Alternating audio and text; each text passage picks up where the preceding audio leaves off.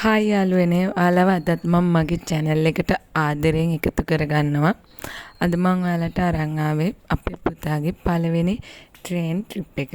අපි ඇත්තටම මේක හදිස්සියේ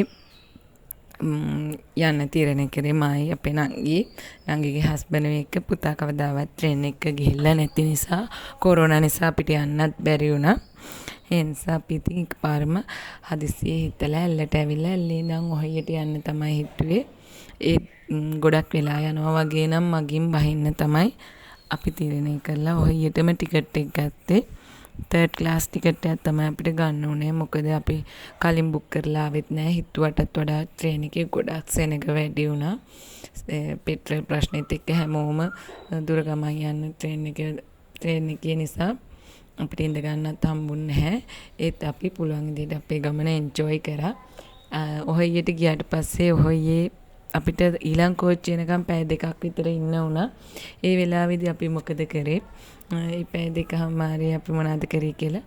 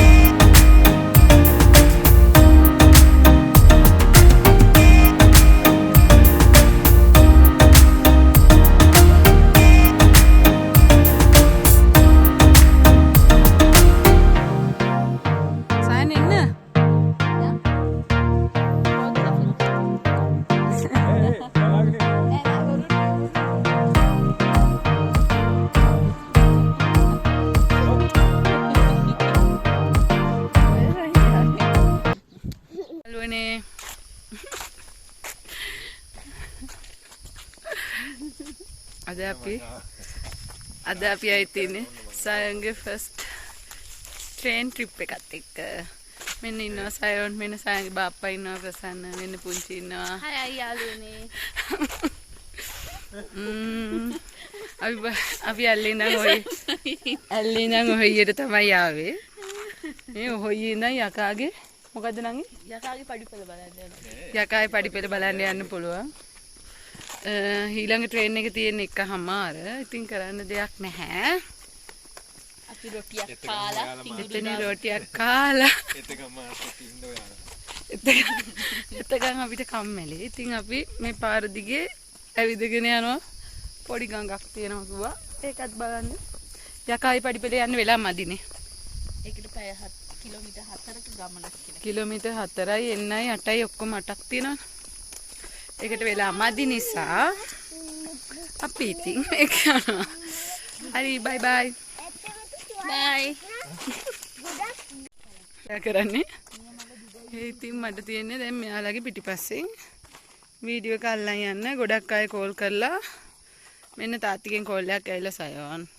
මෙහෙට පොඩ්ඩක්වත් සිග්නල් නෑ. ඩයලොග් මොබිටෙල් මුකුත් නෑ. සයන් කැලේ ලස්සන. සයන්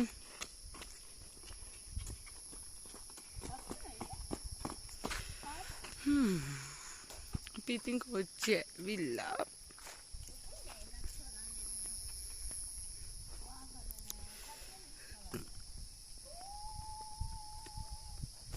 ඔන්න 1 2 3.